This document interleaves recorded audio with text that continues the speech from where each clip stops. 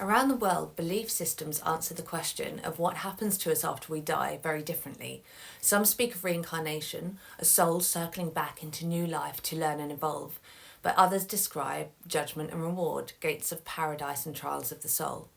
Some traditions describe a spirit world rich with ancestors and guides.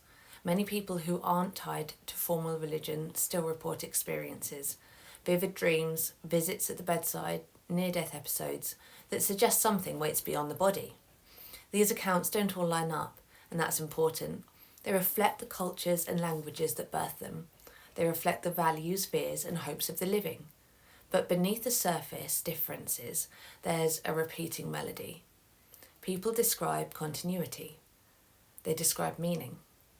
They describe connection to loved ones, to life, to something larger than the single body we occupy during our human experience. Many who have faced the edge of death describe the same strange features: a feeling of leaving the body, an expanded awareness, the sensation of love so complete it reorganizes reality. Others report darker and denser places, nights of the soul that feel frightening and disorienting. And countless people say the dead reach back. Dreams of a grandparent, a whispered message, a sudden comfort at a funeral. Whatever their vocabulary, spirit, energy, afterlife, the lived reports point to experience that resists simple dismissal. So I want to share something with you from the perspective of the Pleiadians that I channel as I was asking them about this. Whether you take it literally, metaphorically, or as visionary language, the message is powerful and simple. They said that after death is a continuation of the human experience. It's not the final curtain, it's a change of stage or a change of state. The soul remains connected to what it knows of being human, but is freed from the density of the physical body. In life, we carry an ego, a set of attachments and stories, identities tied to place, to role, to a single lifetime, essentially the personality that we develop. That ego anchors us here, and when we pass over, the heavy tether of it loosens.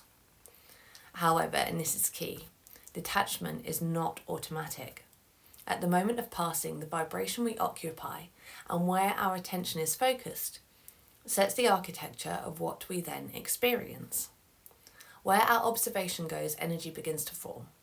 The last moments of focused consciousness sketch the doorway that we step through. For many, those moments are suffused with love. People turn toward those around them or toward the memory of joy, and that loving attention ushers them into luminous realms, what many of us would call heaven, or the presence of angelic dimensions. These places feel like home. They're bright, expansive, and compassionate. For a small few, the last moment's heavy, fear-laden, or fixed in pain from the emotional body or through the energy. And in those cases, the first experience after death may be of denser, lower vibrational dimensions, what some might call or perceive as hell. But the Pleiadians emphasize that these are not eternal punishments, and this is not an eternal state. They are simply experiences in a lower frequency, freed from the body and the ego-based blindness of the newly past often have. In a relatively short time, they broaden their perspective. They're able to see from that higher place of elevated consciousness as they detach from the ego.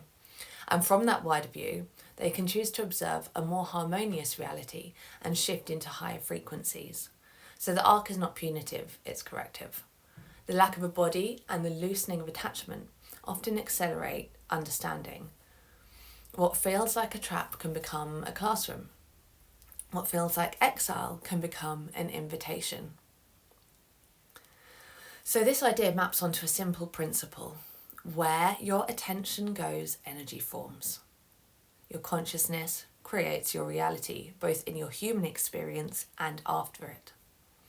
In every waking moment, we are co-creators of our reality, and the same applies at the edge of life, the vibration we inhabit, the feelings we hold, the focus of our mind.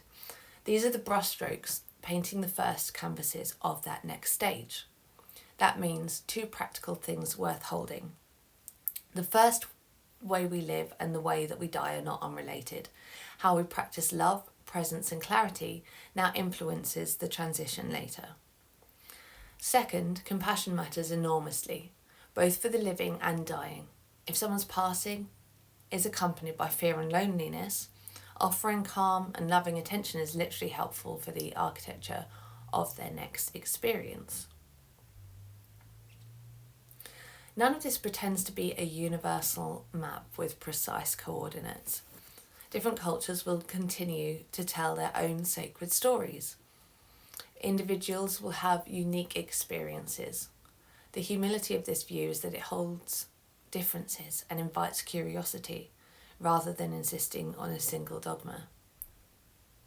And there's hope in the Pleiadian message. Most of us, they said, would move into states of love.